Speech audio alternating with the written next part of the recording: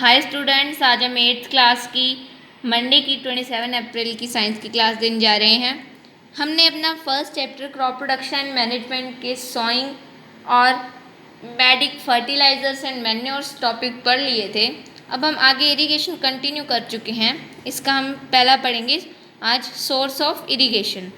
The sources of irrigation are wells, tube wells, ponds, lakes, rivers, dams and canals. Sources of irrigation मतलब irrigation कहाँ कहाँ से की जा सकती है।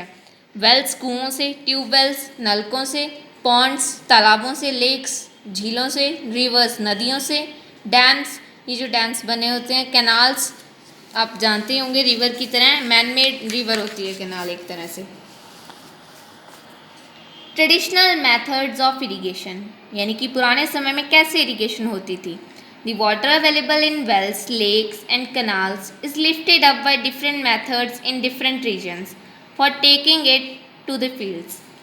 कैनाल्स, लेक्स या वेल्स के अंदर जो वाटर होता था उसको खेतों तक पहुंचाने के लिए इंडिया में अलग अलग रीजन्स में अलग अलग तरीके अपनाए जाते हैं। कैटल और human labour is used in these method. या तो जानवरों की मदद ली जाती है या ह्यूमन खुद ही से लेबर करते हैं। So these methods are cheaper but less efficient. हाँ, ये सस्ते तो ज़रूर हैं लेकिन एफिशिएंट मतलब असरदार नहीं है। The various traditional ways are moat, pulley system, ये आप देख सकते हैं, यानी कि वेल से पानी निकालो और उसे फील्ड में डालो। नेक्स्ट है चेन पंप। चेन पंप ये आप इधर इस पिक्चर में देख सकते हैं। इसके अंदर ये घूमता है और नीचे से पानी उठा के बाहर गिरता है। नेक्स्ट है ढेकली। ढेकली ये आप देख सकते हैं जिसमें इस साइड एक पत्थर बांधा हुआ है और ये बाल्टी अपने आप ऊपर आ जाती है और ये फार्मर अपने फील्ड्स में डाल रहा है।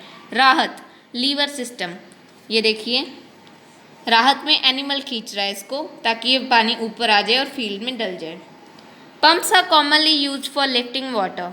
Diesel, biogas, electricity and solar energy is used to run these pumps.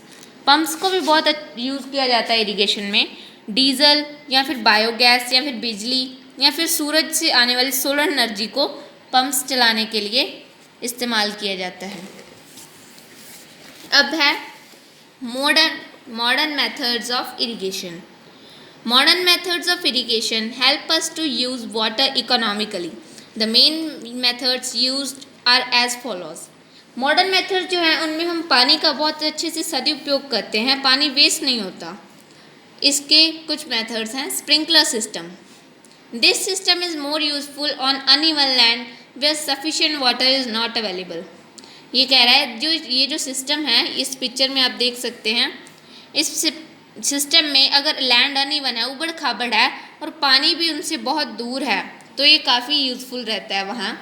The perpendicular pipes having rotating nozzles on top are joint to the main pipeline at regular intervals. When water is allowed to flow through the main pipe under pressure with the help of a pump it escapes from the rotating nozzles.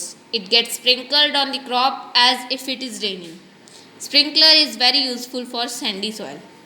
Sandy soil मतलब रेतीली मिट्टी के लिए बहुत useful है ये।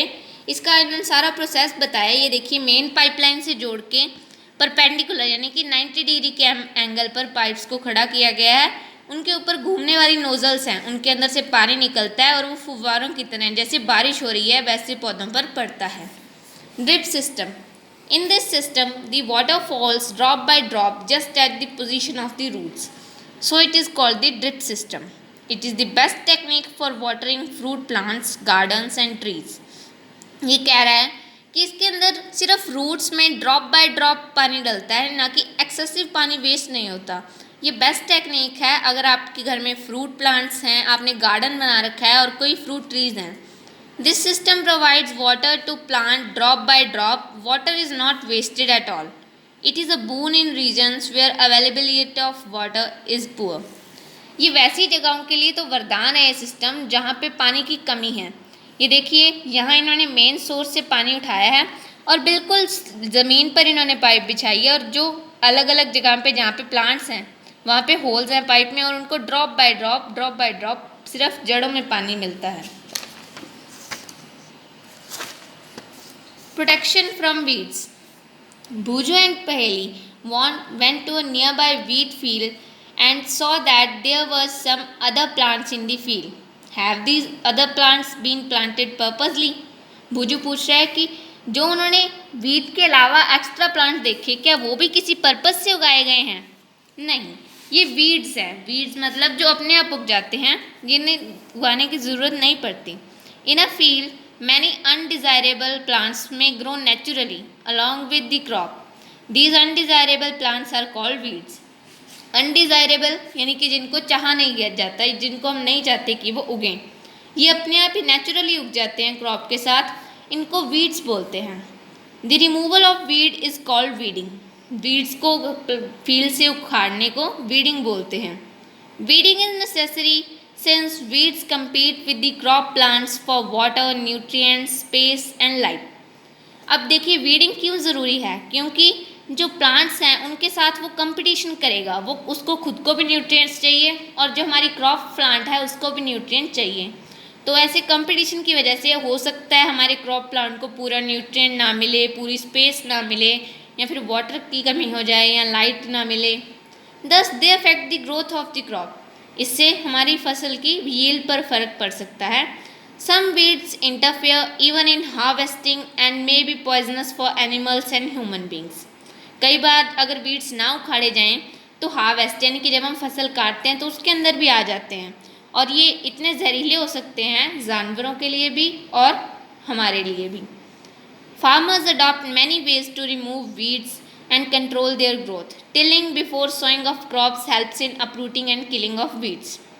Farmers बहुत से वेज यूज़ करते हैं इन्हें उखाड़ने के लिए ताकि उनकी ग्रोथ को कंट्रोल किया जा सके। टिलिंग मतलब हाथों से उखाड़ना, यानी कि बीज बोने से पहले हाथों से उखाड़ दिया जाए उनको, ये सबसे पहला तरीका है। विच में then dry up and get mixed with the soil.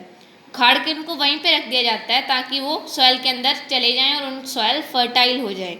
The best time for the removal of weeds is before they produce flowers and seeds.